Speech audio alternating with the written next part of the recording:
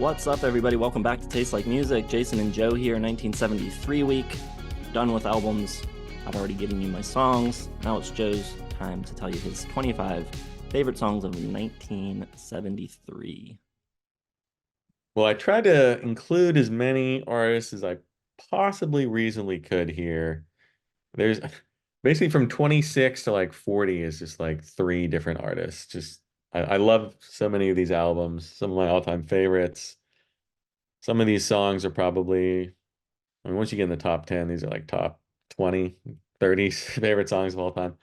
Really good year. So this was very difficult.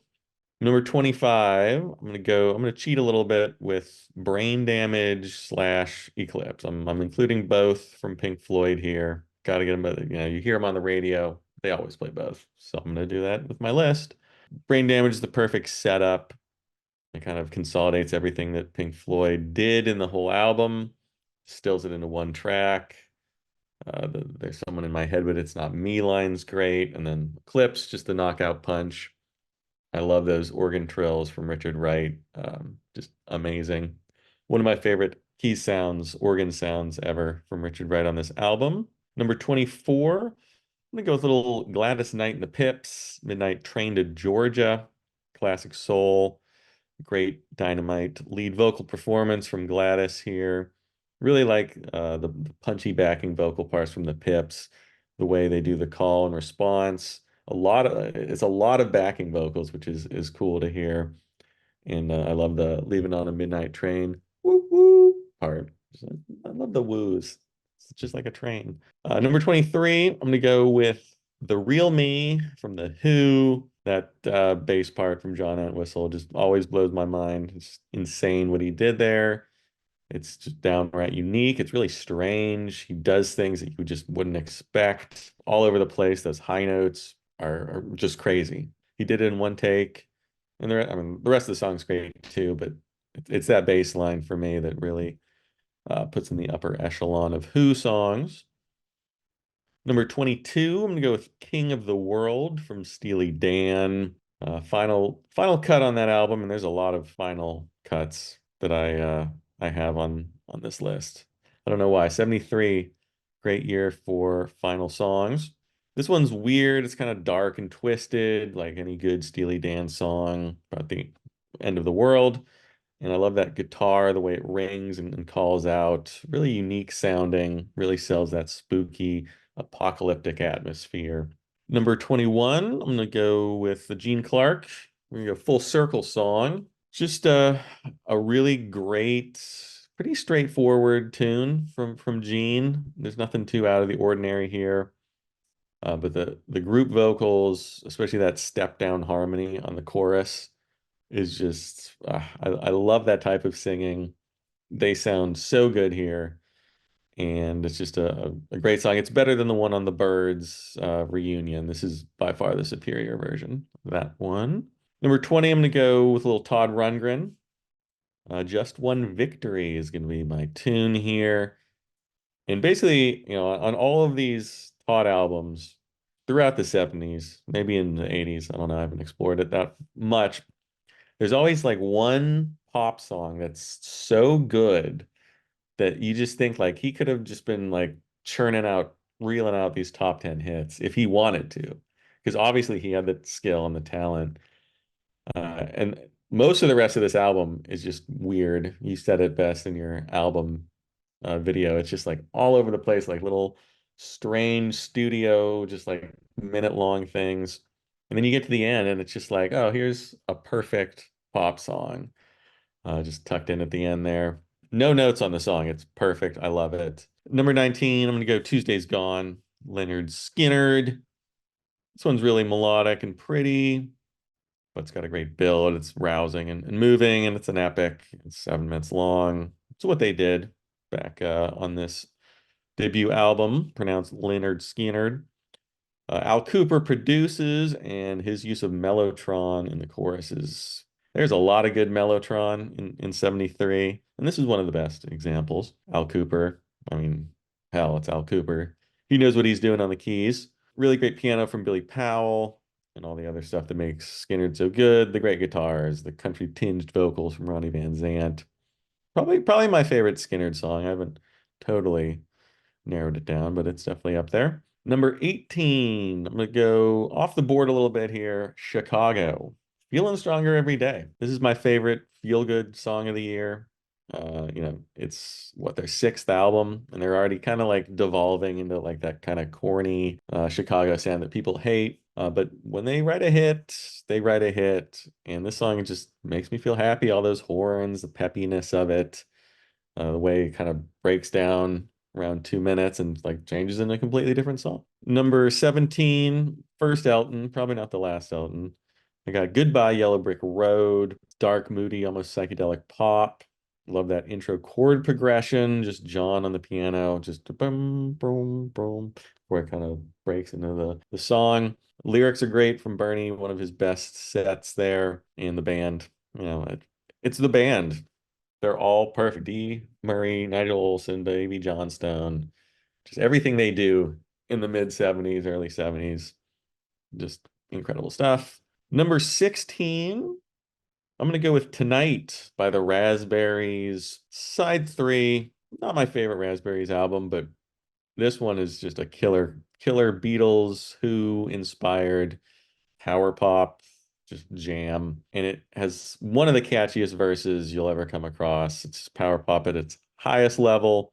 And Jim Bonfanti's drumming, it's like this hybrid of Keith Moon and Ringo Starr. He's just going nuts throughout.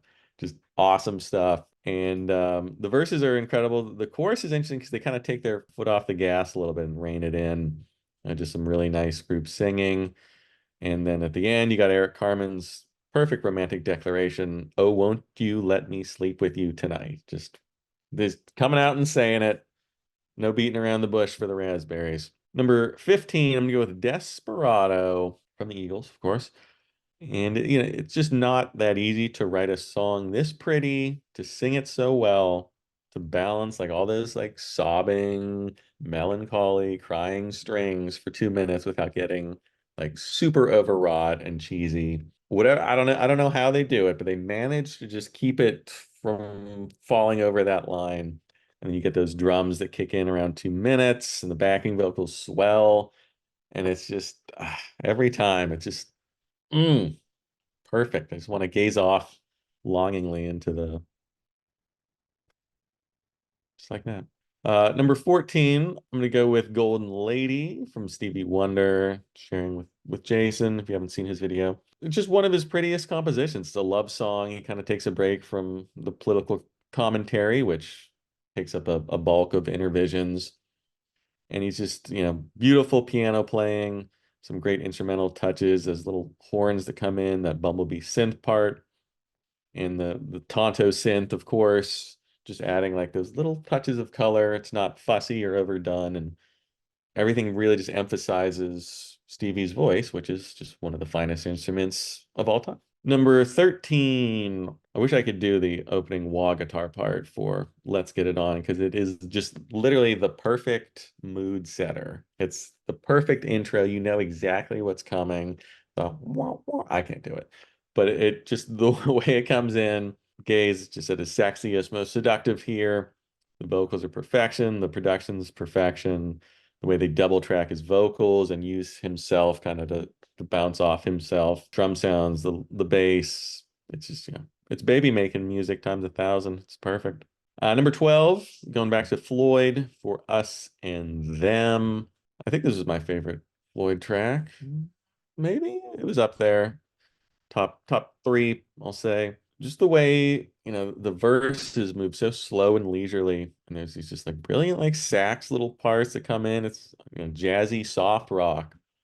And then the chorus just comes in and just explodes and then kind of dies off, and you get more of that like jazzy, ethereal, long instrumental sections, just incredible use of dynamics.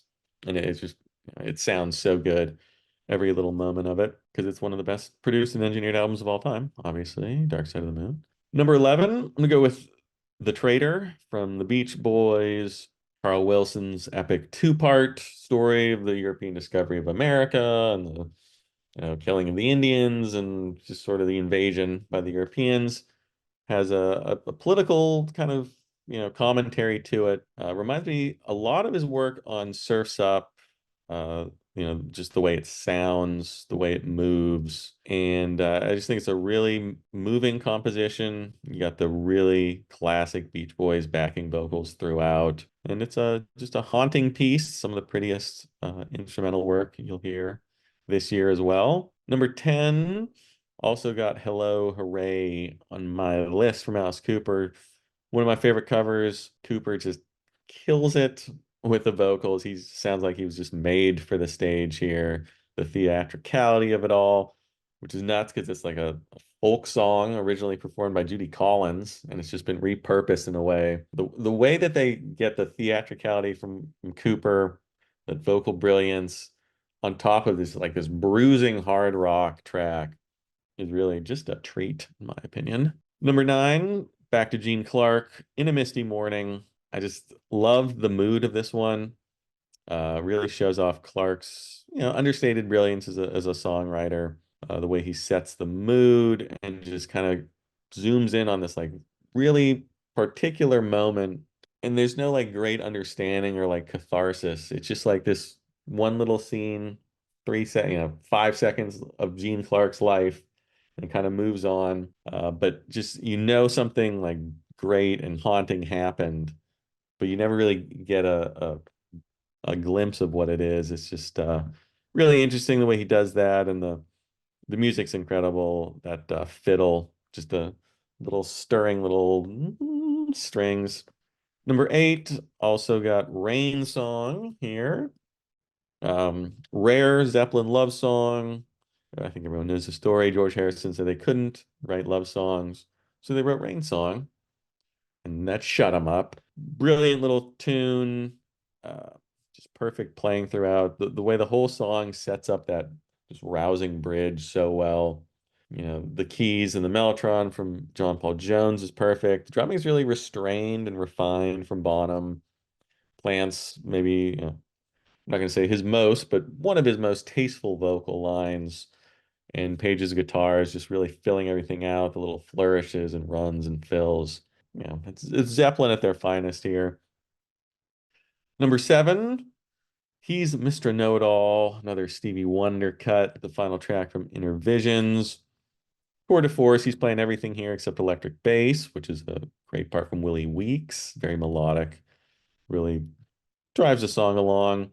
I don't know why I love this song. I don't know if it's just the melody or just the way it kind of moves through.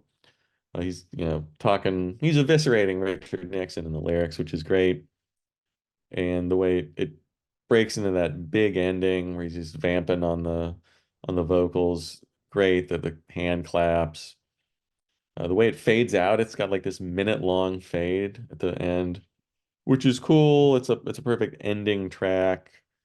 It's just a great Stevie Wonder song. Number 6, I also have Sabbath Bloody Sabbath at my number 6 spot. Truly just one of the greatest metal songs ever. Ozzy's just on the edge of madness. That opening riff is so brutally hard, but then it like veers off, takes you to that unexpected, jazzy, softer, like downright heartfelt. I don't know. There's no like real verse or chorus. It's just part 2 of the song. And it gets hard again. And it gets really, really hard. And it's just this ridiculous tour de force metal, everything that makes metal so compelling. Right in this track from the best Black Sabbath album and probably the best metal album of all time, Sabbath Bloody Sabbath. Number 5, I'm going to go with My Old School. Great story song. Lyrics are fantastic. It's got everything that makes Steely Dan, the jazzy piano. There's some peppy horns. Love the exuberant female backing vocals. The guitar fills are just perfect, and that solo in the middle, so unique sounding. Love the way it's like almost inaudible when it comes in. He's doing like this real, I don't know what the hell he's doing, but you don't really hear anything like it anywhere else. It's got such joie de vivre. Number 4, this album did not make my list because I don't think it's very good, and everyone else thinks it's the greatest thing of all time. Firth of Fifth from Genesis, from Selling England by the Pound, an album that I just do not get. But this song, I get. This is just an incredible, classically inspired prog. Got to be Tony Banks's finest composition, his finest work ever, on the keys and the piano. And I think there's a mellotron in there as well. It feels closer to Foxtrot or Lamb Lays Down on Broadway than kind of the, I don't know, the Renaissance fair music that is selling England by the pound for the most part. But this is an epic. It's got just incredible playing from Banks and a really cool, haunting guitar solo by Steve Hackett there as well. Number three, Love Reign O'er Me by The Who. I think it has one of the best vocal performances by a male rock star ever. Roger Daltrey's performance, especially on the chorus where he's just scraping the edge of his vocals. The drumming from Keith Moon is absolutely insane. I believe it's a 16 note descending progression in the chorus.